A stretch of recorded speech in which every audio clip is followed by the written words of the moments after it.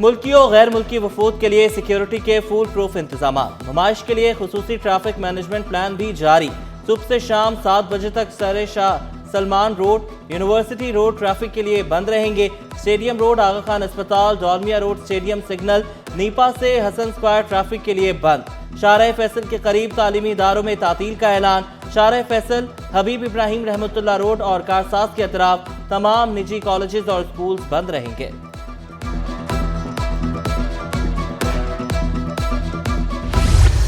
قانون توڑنے والوں کے خلاف بڑے شہر میں بڑا آپریشن. ٹریفک دباؤ کم کرنے کے لیے شرجیل انعام ایمن کی کاوشیں رنگ لانے لگیں. شہر میں غیر قانونی داخل ہونے والی 80 گاڑیاں تحویل میں لے لی.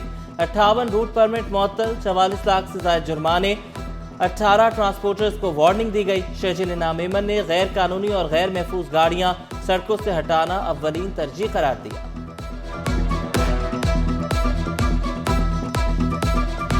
میں مکیش کمار چاولہ صدقے دل سے حلف اٹھاتا ہوں کہ میں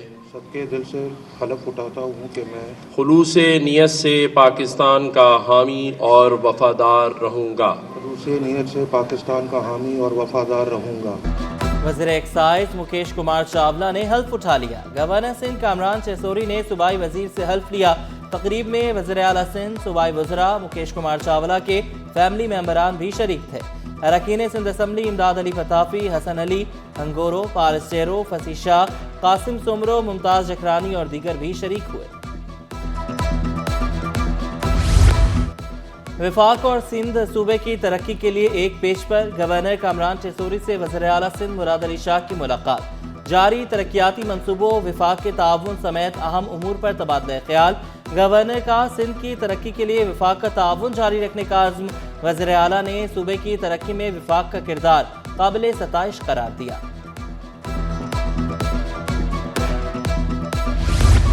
وزیر سندھ سے سویڈش سفیر کی ملاقات. امید کی گھنٹی بجائی، پودا لگایا، پرچم کشائی کی. بابائے قوم قائد اعظم کے تاریخی کمرے میں رکھی اشیاء کا جائزہ لیا. ہول سیل کے بعد پرچون میں بھی دالیں سستی. 10 سے 12 دنوں میں دالوں اور چنوں کی قیمتوں میں واضح کمی.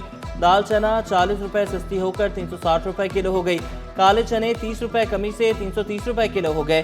دال ماش 540 روپے سے سستی ہو کر 440 روپے کلو ہو گئے. دال مونگ، دال مسور اور سفید چنے بھی سستے.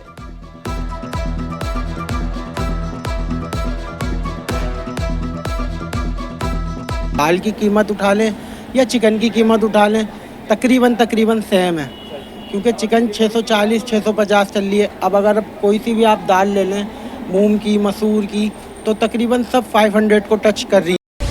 ملیر ایکسپریس وے کو نیشنل ہائی وے سے ملانے والے انٹرچینج پر تجاوزات کے خلاف آپریشن. غلام محمد گوٹھ ملیر میں انتظامیہ کو مزاحمت کا سامنا. متاثرین کا متبادل جگہ کی فراہمی کا مطالبہ.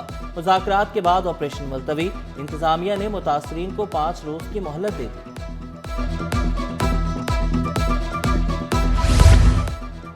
ابراہیم حیدری ٹاؤن کے مکینوں کے لیے اچھی خبر. واٹر سپلائی، سیوریج اور دیگر منصوبوں کا افتتاح.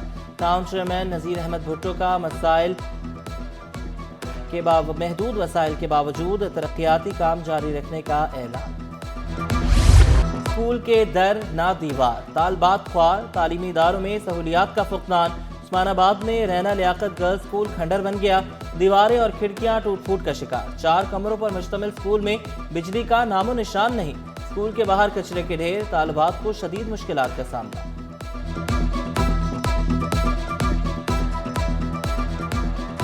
ہم بہت مشکلوں سے پڑھ رہے تھے اور نہ لائٹ ہے، نہ بجلی ہے، نہ پانی ہے. یہاں پہ کچھ بھی نہیں ہے. گھر پر جا رہے ہوتے نا، جب آتی ہے ادھر لائٹ، نہ بیٹا جاتا ہے.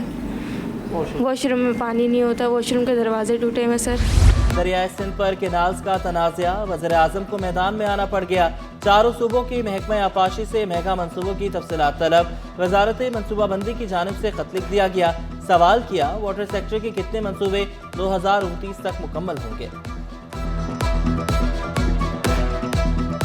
اپلیکیشن پروف کی تھی نا، کیونکہ جب یہ امینڈمنٹس آئی تھی نیو امینڈمنٹ لا میں، تو اس کے حساب سے پھر کیس جو ہے وہ چینج ہو جاتا ہے.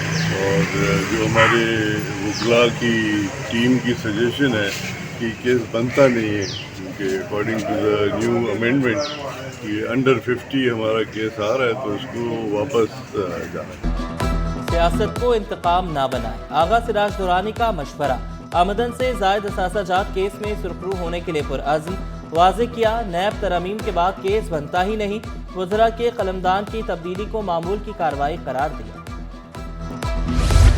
ایم کیو ایم کو ترقیاتی اسکیموں کے لیے 1 ارب روپے ملیں گے، وفاقی حکومت نے خوشخبری سنا دی، متحدہ قیادت نے ارکان اسمبلی سے ترقیاتی اسکیمیں طلب کرنی۔ ایم کیو ایم وفد کی وزیراعظم سے ملاقات طے، پروجیکٹ مانیٹرنگ یونٹ کے قیام سمیت دیگر مطالبات سامنے رکھے جائیں گے۔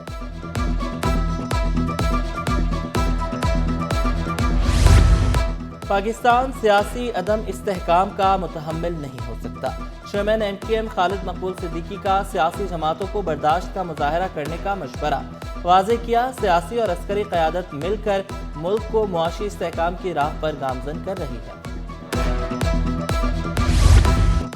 سویڈش وفد کی بہادر آباد مرکز آمد، ایم کیو ایم رہنماؤں سے ملاقات، سفارتکار الیگزینڈر ابرگ اور سیکنڈ سیکریٹری جیسیکا ماویٹو شامل۔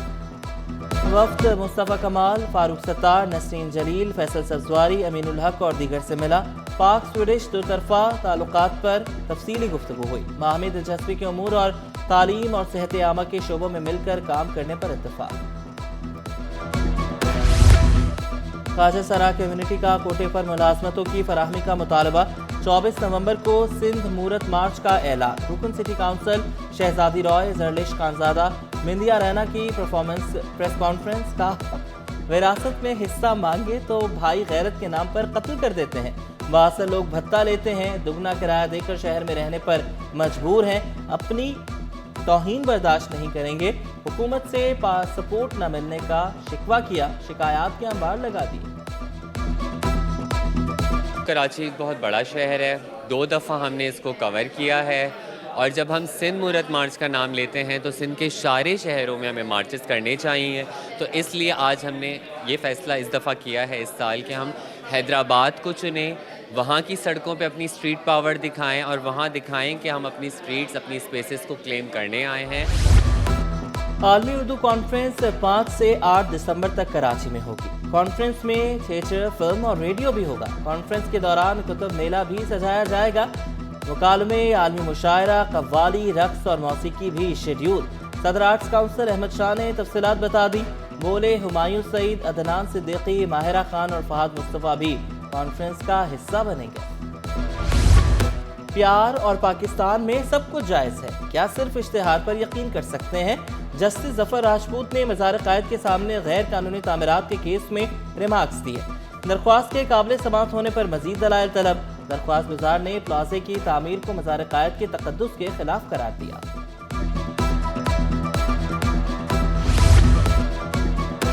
الاٹی سے رقم لینے کے بعد بھی زمین کیوں نہیں دی؟ کیا مذکورہ زمین فراہم کرنا ملی ڈیولپمنٹ اتھارٹی کی ذمہ داری نہیں؟ جسٹس ظفر احمد راجپوت برہم، D G Malir development authority کو طلب کر لیا، 5 دسمبر کو تفصیلی رپورٹ طلب۔ نیو چالی میں اربوں روپے کی جائیداد کا تنازع، جسٹس ظفر راجپوت نے ریمارکس دیے، معاملہ پہلے حکومت اور کابینہ میں گیا، پھر ہائی کورٹ آیا، عدالت کو درخواست کے قابل سماعت ہونے پر مطمئن کیا جائے۔ وکیل درخواست گزار نے موقف اختیار کیا، دیوداس بلڈنگ متروکہ وقف املاک کی ملکیت ہے، کوئی فرد واحد فروخت نہیں کر سکتا۔